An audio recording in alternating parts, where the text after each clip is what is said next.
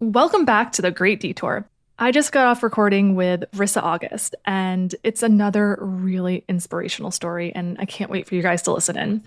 Risa is an award-winning speaker, including a new TEDx speaker, so definitely go check out her TEDx talk on YouTube. She's an author of her memoir, The Road Unpaved, a Gestalt practitioner, and a patient advocate who's been living with a pituitary tumor and rare disease for over a decade. Risa's story is just incredibly remarkable. She went from being this high-performing athlete, so competing in triathlons and Ironman races, and then had to face the reality of being diagnosed with a brain tumor, and it changed everything for her. And what followed was a long road of healing, identity shifts, and learning to live in a new way and to trust her body and her intuition again. In this episode, Risa and I talk about how she found her way back to herself. From her lowest point on the couch, living in these tattered gray sweatpants, depressed, to getting back on her bike and riding over 1,800 miles from Canada to Mexico. I don't even know if that's something that I could do on my own right now. And this woman did it after being diagnosed with a brain tumor. It's just absolutely incredible.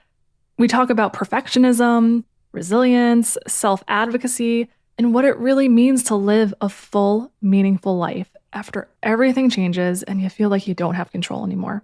And if you're enjoying the show, as always, it would mean so much to me if you hit subscribe, left a rating or review, or shared The Great Detour with someone who'd love these conversations too. Now let's get to it with Risa August. Welcome to The Great Detour. I'm Jess, your host. In this podcast, we talk about life's unplanned paths, those experiences that challenge and transform us in ways we never expected. Through honest conversations, my guests and I share inspiring stories and practical advice to help you navigate your own journey. I hope these stories inspire you to trust your path, embrace change with resilience, and step into your most authentic, empowered self. Risa August, welcome to The Great Detour. Jess, I'm so excited to be here. I remember reading about storytelling and seeing all the fitness stuff you're into online. And so I've been very much looking forward to our chat. Oh, thank you so much. I've been looking forward to it too. And I just wanted to congratulate you again on your recent TEDx talk. That's so exciting. And I know you're a well-versed speaker and this is not your first rodeo, but was it nerve-wracking to get on the TEDx stage? Gosh, it really was, because it's different than my other talks. It's one thing to be able to kind of just get on stage and kind of get into the energy of your audience, whereas this had to be rehearsed and it had to be specifically curated. And so that was nerve-wracking, especially because ever since I had my brain radiated, I forget things really easily. So I was worried about kind of just losing my thought and getting stuck. And you only get one chance to make it good, really good. So it was a little nerve-wracking, but I ended up just being so thrilled and happy with it. It was incredible. You did such a great job. I would never even know what you've been through, like having seen the talk. We'll definitely link it in the show notes because everybody needs to listen to it. It's a really, really inspiring TEDx talk. Thank you so much. Of course. So as I was preparing for this interview, you're a great speaker and you're on all different types of podcasts. So I was listening to you on different podcasts. And one thing that came through and like really captivated me was your energy. I was just so touched. You have this like grounded, calm kindness to you. And it just comes through in every interview that you do. And it just kind of reminds me of you're just somebody you can tell you've been through some shit, you've alchemized that pain, and you've turned it into power and purpose. And it really just radiates through your interviews. So I just wanted to say that I was just truly captivated by your energy. It's really palpable and it's just a beautiful, beautiful thing. Oh my gosh. Thank you so much. I want to cry. Thank you. No, it's true. It is very true. So Risa, you have a really incredible detour story that I want you to share with listeners. But I figured where we would start is I'd like you to paint a picture of what your life looked like before you got the life-altering diagnosis that you did. I know that you were a badass athlete and a very high performer doing all the things. So tell us a little bit about what your life looked like back then. Gosh, yes. I was anything like I was really into triathlons and Ironman racing and CrossFit and Anything really difficult and intense seemed to be what I was always into, and like mountain climbing, things like that. But I was also extremely like regimented and disciplined, but almost like too much. Everything had to be a certain way. I was a person of routine, a creature of habit, and it had to be perfect all the time. And it's important for me to share about that because, as noble as it may sound to be this disciplined person, it actually held me back in a lot of ways. So, yeah, so it's almost like a perfectionist, so much so I would lose sleep over it. And it really became the most important thing in my life, is to be perfect as opposed to maybe loosening my grip a little bit. Oh, I identify with that so much. I call myself a recovering perfectionist, but it still shows up a lot of times. Where do you think that comes from? Your drive for all of these things and this perfectionism that you struggled with? I've been exploring that a lot again lately. Kind of, how when we kind of do that soul searching and we'll look at things and then we kind of get through a little bit of it, like we heal through a little bit of it, but then it shows up again. And so I'm kind of in this revisiting that. And, I would have to say my guess is it started, growing up when I was young and I was the good kid. So I actually never got any attention. And my parents always told me that. We never had to worry about you. You're always great. Your brother was the difficult one. So all their attention went to him. And so I just kept striving to like, well, if I get even better grades and if I do even better, maybe I'll get that attention I was craving from my parents.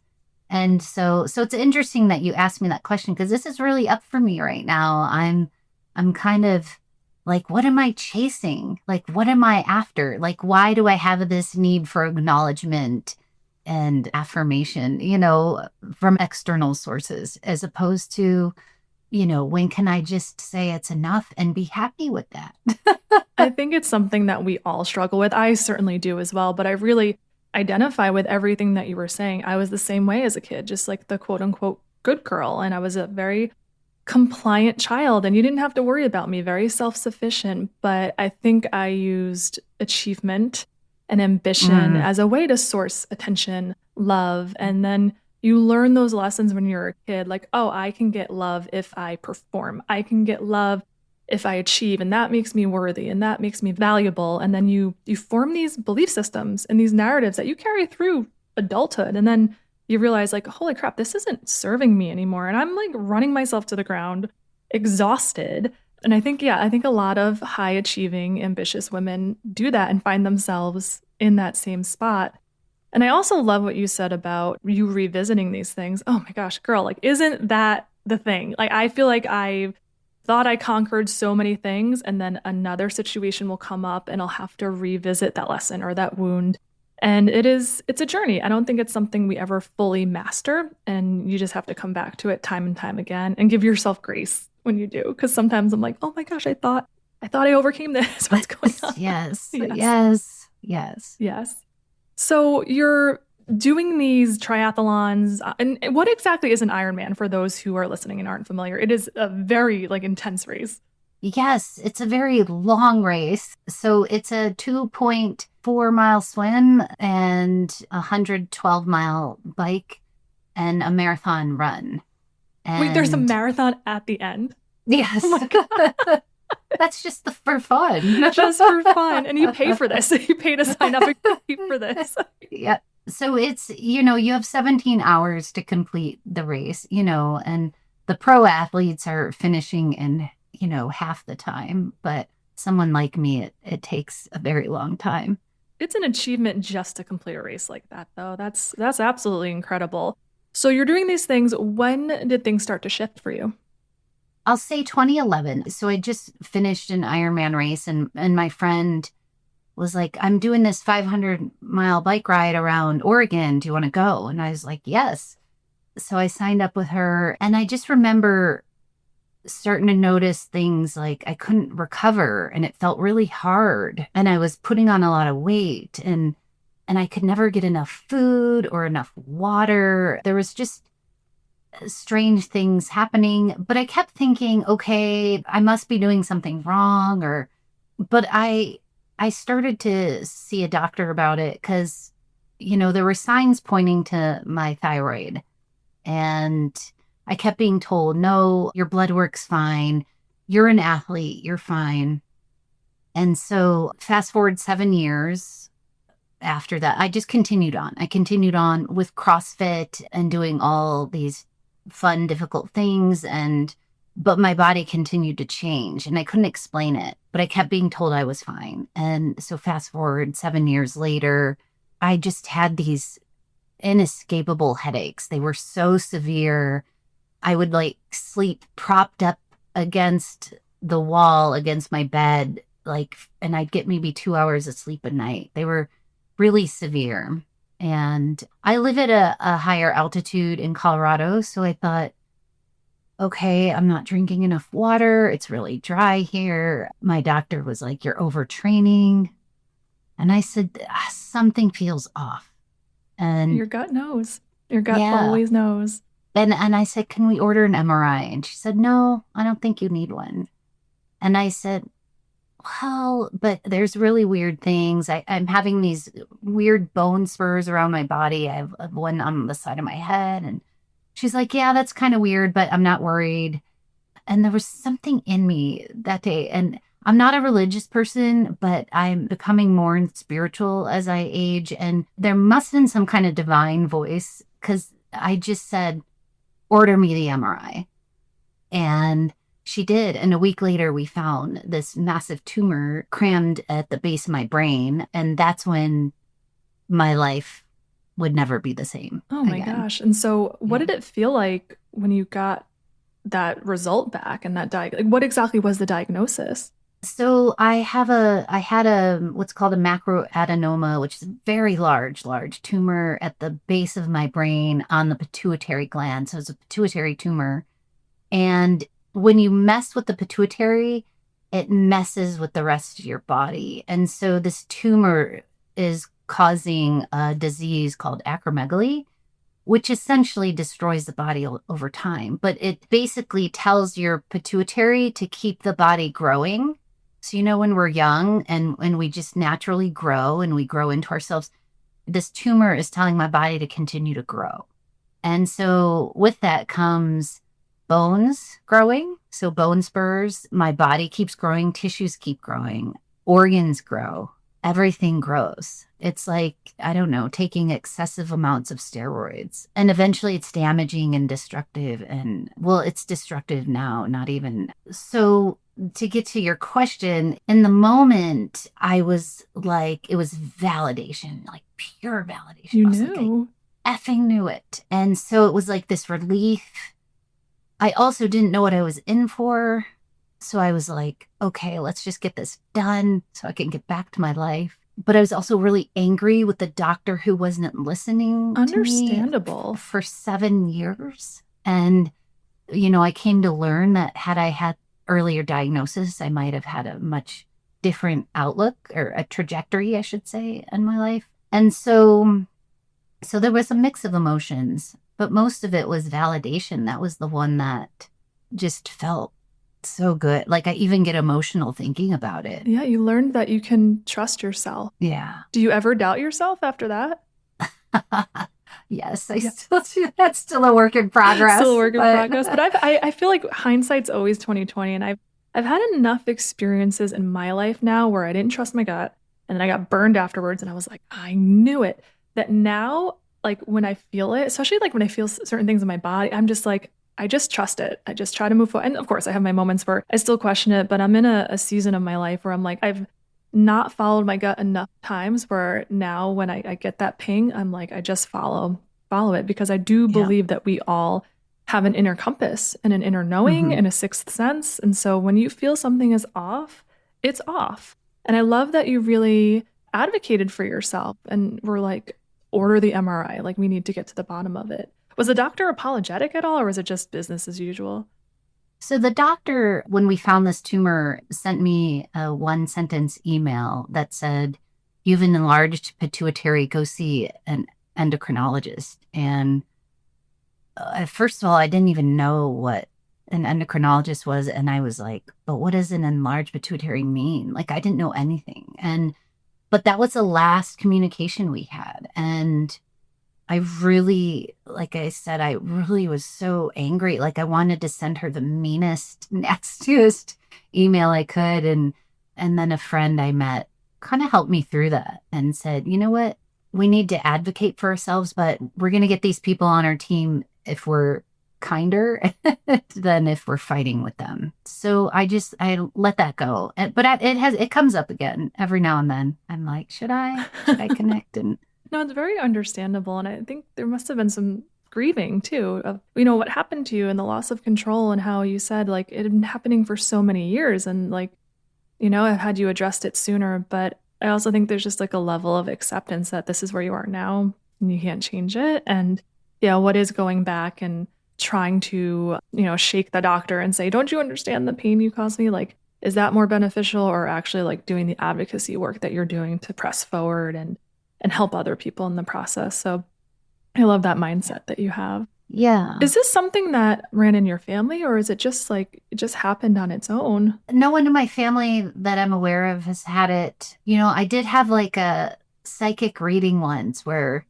someone said, oh, you have some distant aunt, like great aunt or something that had it, but they didn't know that's what she had. I don't know if that's true, Yeah. but I'm a skeptic who wants to believe. So yeah, it's kind of a random thing. And you'll hear, no one really knows like what causes them. You'll hear all kinds of things like our soil's changed and thus our food has changed. And some people think it's from some sort of trauma, like being hit in the head or falling on your head or something, which I did in gymnastics a lot. And, but then there's the whole kind of holistic view where it's like, how a lot of these holistic modalities of like how our thoughts can affect our body. And I've always had this need for control, like controlling my environment, controlling the people around me. And the pituitary is the control center of the body. That's so interesting. Yeah. Yeah. And then I've been in relationships with, narcissists that like to control as well. And so could it be something like that? I don't know. Some overarching life lesson. It's also interesting when you think about it. So you get this diagnosis. What happens next? Do you go straight into treatment? Do you have a nervous breakdown? Like, what did that look like for you? Yes. They were like, you have to have brain surgery. And I was like, what? Oh my God. Like, it was kind of a surreal thing because I was like, oh my God. Like, the whole time I was like, I knew something was wrong. So I was like, still stuck on that. And then they're like, you have to have brain surgery. And I'm like, what? And so that was kind of a weird thing. But I still had this mentality of like, well, yeah, but you don't like, okay, let's just get it done. Cause I actually have a 200. I'm an Ironman. Yeah, exactly. Like I had a 250-mile bike ride planned for like 6 weeks post brain surgery. And when I was telling my neurosurgeon this, like, hey, I need to be cleared. I have this 250-mile bike race. And he thought I was joking. Like he looked at me like I had two heads. Like, he's like, am I being punked here? Like, he's like, you're not even allowed to drive. Like, you can't do anything that could potentially, like, mess up the brain surgery you just had. Like, do you think part of you was in denial? No, it just, like, to be honest, it just didn't sound like that big a deal. I was just like, let's just get this tumor out because I have to get back to my life. Because, again, I was still the girl who was very regimented in routine and a big planner. And I felt like I controlled my life. Like I felt like I was always in control. So I didn't have time for this. I had plans, I had things to do. And I really love, my monthly planner and like, I don't have time for this. So I was still in that mentality. So maybe it's a sort of denial, but I really didn't know what I was in for until afterwards when I found out they couldn't get the entire tumor. And now I was faced with, well, you can get radiation treatment or be on really, really toxic medications for the rest of your life. And I was like, what? And then my body felt like it wasn't recovering. I couldn't get off the couch. I could barely walk to my mailbox. I had no energy. There was cognitive things going on. Like I'm talking about things like typing on the keyboard and then looking up at the screen and it's just all garbled. Like I'll think I typed a sentence, but then I look at the screen and it's just a bunch of letters and numbers. It's like my brain wasn't That connecting. must have been so scary for you. Yeah, it was very disconcerting and I didn't know if it was going to stay that way. And again, I was this person who was very detailed and organized and I did everything perfectly. I rarely made a mistake. Like at my job, that was kind of the joke of like, oh, she makes one mistake a year, and because I really was so detailed. And so now suddenly, like, I was forgetting things. I couldn't remember details. I essentially was like, I never ever going to be the same person. Like I had to grieve that. I had to let that go. Did it feel like a loss of identity, like an identity shift? Absolutely. I was never going to do another Ironman race. Like I was just like, who am I if I'm not this perfect Uh, person who did everything well, who accomplished everything she set out to do? Like, who am I now? I mean, that was part of my job was I was always getting accolades for like how well I did everything, how I was so good at figuring everything out. Like, oh my God, and now they're gonna see I make so many mistakes. Like I really put on a facade for a while. I really was like trying hard to fool people for a while after that to try to keep up that identity. yeah, I know the feeling when life throws you things and you're really gripping on for dear life, holding on to that old identity, that old feeling. Yeah. And then there's just this moment when you realize like it's gone. And I just have to let go of that version of myself. And there's grief in that. And like grieving this version of yourself that you were comfortable with, that you grew to love, that you just felt so familiar, and then stepping into this new version that maybe like you don't really like love the chapter you're in, but you have to realize like this is a new iteration of me, a new version. And ultimately, I think it gets you closer to your most authentic self without the achieving, without all of the stuff that you surrounded yourself with to protect yourself and make yourself feel safe. But it is scary and disconcerting. And I can only imagine like just not having my body be able to perform the way it used to. So you talk about, and you talked about this in your TEDx talk too, like being on the sofa in these tattered gray sweatpants and just like depressed and just not doing well. What got you up off of that sofa? Yes. And I talk about this in my book, so I might not go into as much detail, but I really did. I was living in these sweatpants like for months and months, and they were so worn out. Like they were worn out in the knees, in the crotch, frayed at the hem. Like they were pretty gnarly. And, Well loved. and I was wearing this faded purple hoodie. I was getting to the couch now, which was good because for a while there, I wasn't even barely getting out of bed. But I was sitting on the couch day after day and I was trying to find like shows to binge watch. And I just remember thinking, like, this is no way to live. Like, I can't even imagine sitting here for another day. Like, I really felt like I needed something to live for, or I would die. Like, I would die there on that couch in those sweatpants. And so that was a day I decided I was going to ride my bike from Canada to Mexico down the Pacific coast. That's such a wild thought. I just like, but that's so you, like somebody who used to do triathlons and Ironman. Like the thought of just being like, I'm gonna ride from Canada to Mexico. Like, how incredibly ambitious. But you said that was something that was always on your bucket list, right? Yes, yeah. So and after sitting on that sofa for so long, like I couldn't help but become reflective Of of my course. life. And like you said earlier, like you go through all the stages of grief and like who am I now and what's possible. And but I was so focused on what I couldn't do. Like I was just like I can't do this anymore. And I was like, well, wait a minute. What if I change that around? What if I ask myself, well, what can I do? And how that thought just popped into your head. It just came Yeah. organically. See, Yeah. I think that's divine guidance sometimes. Yeah. I really Yeah. do. Yeah, just like pushing Yeah. you along. But that's such an Mm-hmm. amazing mindset shift because you were in the stillness for a while. I've been through seasons like that, whether it's depression or just like a quiet season of my life, but it forces you Mm-hmm. to be more still. And admittedly, I don't love those seasons. I'm an extrovert. I Oh, like to be agree. busy. I Yes. always say I'm addicted to productivity. I'm working on it. But it is Yes. in those seasons of stillness that you really level up and you learn a lot. And one of the things I've learned about myself in those seasons is that my self-talk can be not that great sometimes. And I can really, Mm-hmm. especially when like my life's not going the way I want it to, I can be really hard on myself and like just negative. And Mm-hmm.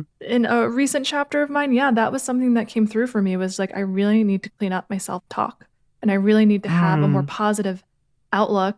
And it sounds like yours was very similar. You realize like I need to shift the narrative from I can't to being Mm-hmm. curious. Well, what can I do? So I really Mm-hmm. resonate with that because I think a lot of us, when the chips are down, we're so quick to beat up on ourselves. Yes, absolutely. And it's not an overnight thing. Like it Mm. doesn't happen quickly. And I do remember, waking up in the morning and like the first word out of my mouth would be an F-bomb because I was just like, I don't even know how I'm going to get out of bed, let alone get on with my day. Yeah. And so I really had to be like, okay, well, what can I do now? And it was to the point of, well, I can sit up.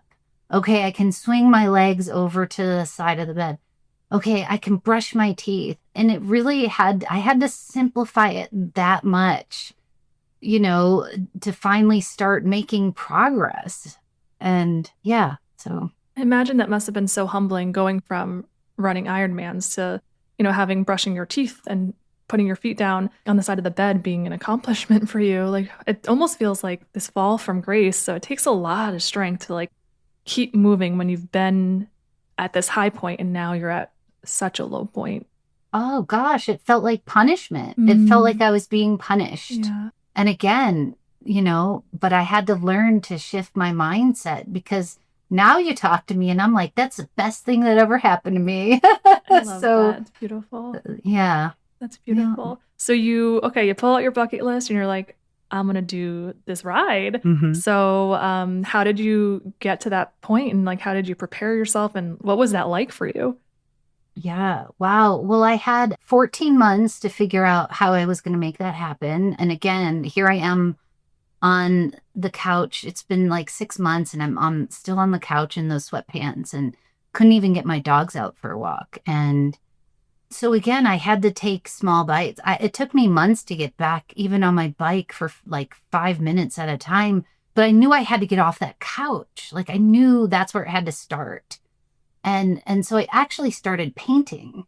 I'm not an artist, but I was getting my certification in coaching in the modality of Gestalt. And I wanted to gift all the other people in my program these talking sticks so that they could use them in their business. And I'm very drawn to native culture. And so I kind of put my own creativity to it and I created these talking sticks. And suddenly I started selling them worldwide. But the most important part of that story is it was a mindfulness practice for me. It was somewhere else to put my focus as opposed to what I can't do.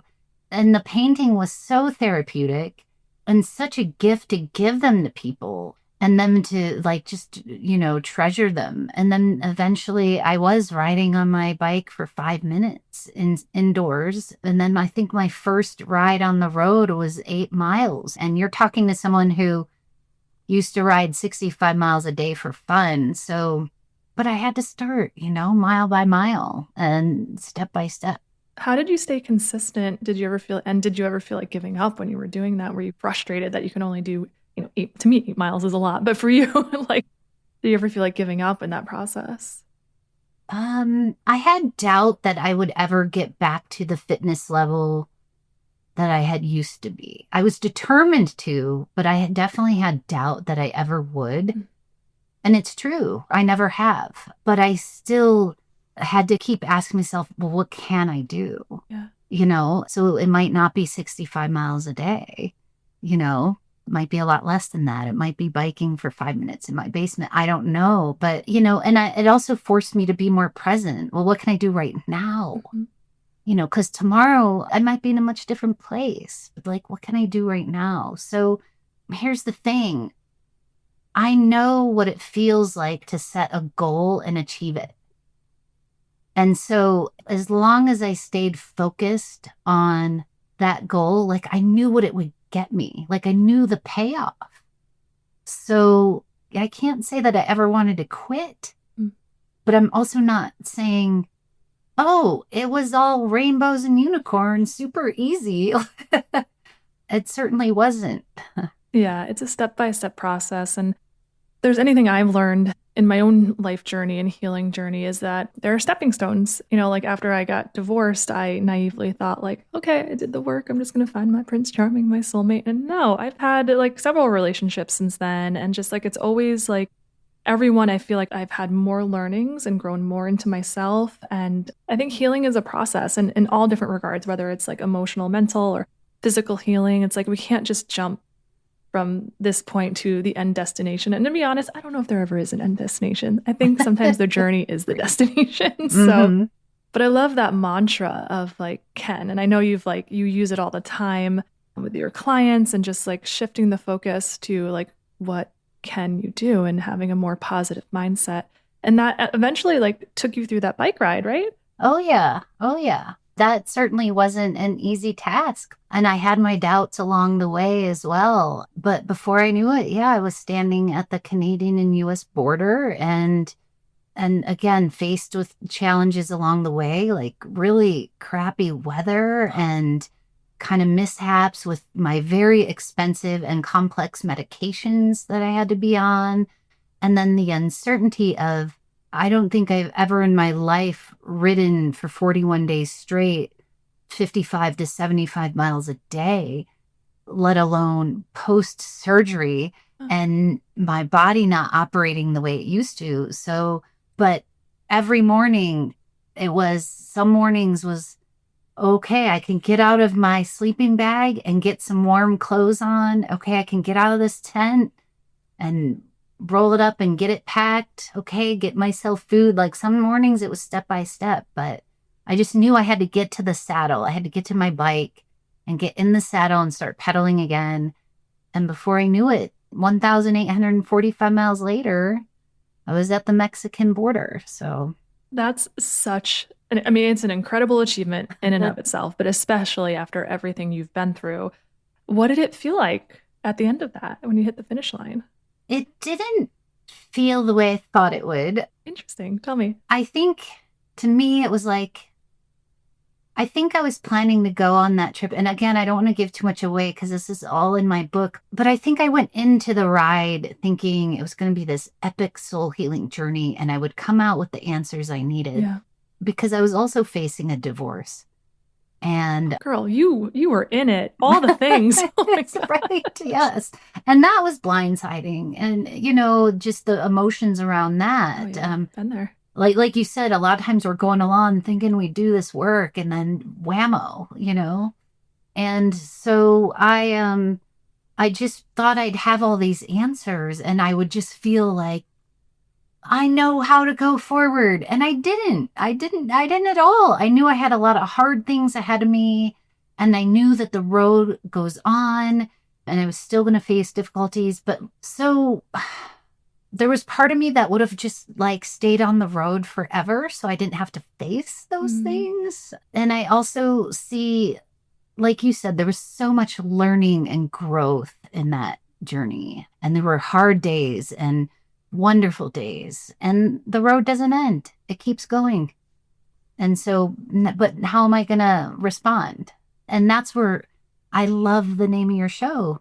Like, I don't see obstacles like when I got to the Mexican wall, if we're going to use metaphor here, I just had to turn. I just had to pivot. I just had to take a detour and go in a different direction. So I don't see things as obstacles anymore. There's just simply something to navigate.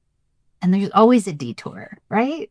There's always a detour, but I love that perspective. And I love the honesty too. It's just so human that you expected everything to be put in this like nice little bow at the end and have achieved this great thing and feel all these good things, but it doesn't always work like that. And I think it's looking at the growth, like you said, and the lessons we learned on the journey. So maybe you don't feel exactly the way you want to feel, but maybe your mindset's shifted. Maybe you handled something better than you would have handled 3 years ago. Like those are, I think, are the gems and the treasures that we take away from these experiences. Is everything going to be fixed and are we going to transform into this whole new person afterwards?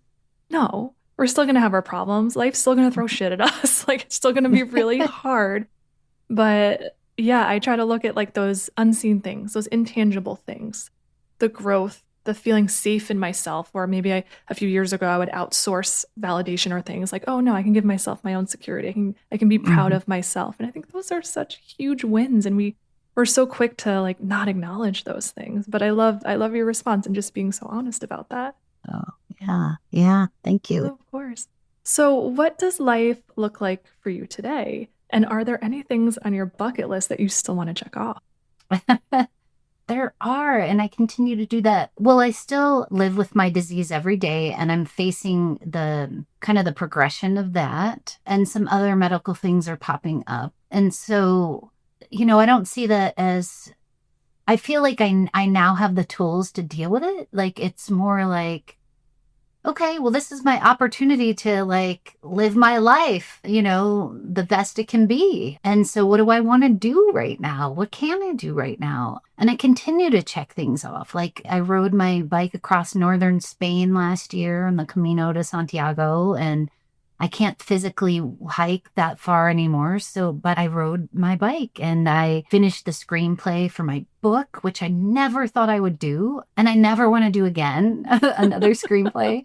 But then I've also find, oh my gosh, so much joy in what people might see as simple things, but I see as like really big deals, like perusing farmers markets on the weekends and taking an improv class or a dance class, or like I'm taking myself to a paint, like a sip and paint class Oh, how fun. in a couple weeks. And so it's finding these moments that are actually really incredible, but I think people take for granted sometimes. And spending time, my dog, I have a Jack Russell who's 17 years old. I am Wow. just taking every minute with him as that I possibly can and cherishing that. So yeah, just finding value in the little things and the big things too. And if we want to talk big things, I want to ride my bike along the Rhine River from Switzerland to Oh, Amsterdam. how beautiful that must be. So yeah, so that's on my bucket list. And but for the most part, like yeah, I'm just trying to really focus on being present and like loving my life where I'm at, even when it feels, challenging. So That's the special sauce you've got, girl. Is just like you could. No, it really is. It came through in every interview I was listening with you, but I think that's what it is. You're just like finding joy right now. You're not waiting for something to be fixed or for tomorrow. You're just doing the things that light you up now, big or small. And I think there's really something to that. Life is hard and we never know what tomorrow brings. And even when you're in the thick of it, it's important to find ways to fill your cup, find ways to find the light again. And it could be like a little sip and paint class, like how fun, but it's something that gives you joy and reminds you that there is still light when you're going through tough stuff. So it's a great reminder for us all to just like find the things that light you up. go do it. Yeah, it's way more fun. It is way more fun, definitely. So, Rissa, for one final question for you, if you could go back in time to that version of you that was on the couch in those tattered gray sweats and really couldn't get herself up, is there something that current you would like to tell her or could tell her from your experiences? Oh gosh. I mean, the cheeky part of me wants to be like, what the hell took you so long? Yeah, I feel really emotional about this question. Ooh, it's really hitting me here. Oh, and like that's beautiful. And it's I do the same thing when I think back on past versions of myself because I love all of them, you know? I love all of them, even when they were like I was not the best to myself, or I wasn't like the version of myself I wanted to be. But like we love all those parts of ourselves. So Yeah. sometimes it's hard to look back though. Yes. Yeah. Let's just say I'm so glad I got off that couch that day and embraced life, but opened myself up to what was possible. I was such a closed person for so long. I do a lot with typology assessment. It fascinates me. And I never understood why everyone in the world didn't operate the way I did. And now I know better. Like, I've learned so much. And so I love that now I'm just so much more open and patient and kinder. And I mean, I don't mean to sound, is it kind of cliche when everyone's like, it was such a gift, but like it really was. Like, I love who I'm evolving to be. And, I continue to evolve. I haven't all figured out 7 years later. I haven't figured it. I'm still floundering my way through life. I'm still awkward. I'm still, but yeah, I continue to just be a better version of myself every day. And I like to say live fully. So yeah, go you for getting off the couch and staying open to what was possible. That's really beautiful. Thank you for that. So, Risa, where can listeners find out more about you, your book, The Road Unpaved? I know you do a lot of speaking engagements. So, where can they learn more? Oh gosh, I have everything on my website. Probably too much. But you could find me at risaaugust.com, and that's RISA August, just like the month. Awesome. I'll link that in the show notes. Thank you so much. Larissa, thank you so much. I was so looking forward to this conversation. It did not disappoint. And I'm just so touched and inspired by your story and just how you just push forward every day. And like I said in the beginning of this episode, I'll say it again now, like you're a badass. Like you really are. And you are just proof that you can do hard things. You can do amazing things, even when you don't think it's possible. So thank you so much. Oh my God, Jess, you're amazing. Thank you for having me on your show. This felt like the most incredible therapy session. Like, I feel so much lighter. You ask such beautiful, amazing questions that like really pull out, what a person's feeling. So thank you so much for having me here. And I'm so glad we've connected. Same here. What a beautiful compliment. Thank you, Risa. Thanks for listening to The Great Detour. If you're enjoying the show, I'd love if you could leave a rating or review wherever you listen to podcasts. It really does help the show have a greater impact. Also, don't forget to subscribe so you never miss an episode. Have your own detour story? You can share it with me by visiting thegreatdetour.com or The Great Detour on Instagram. Thanks for taking this journey with me.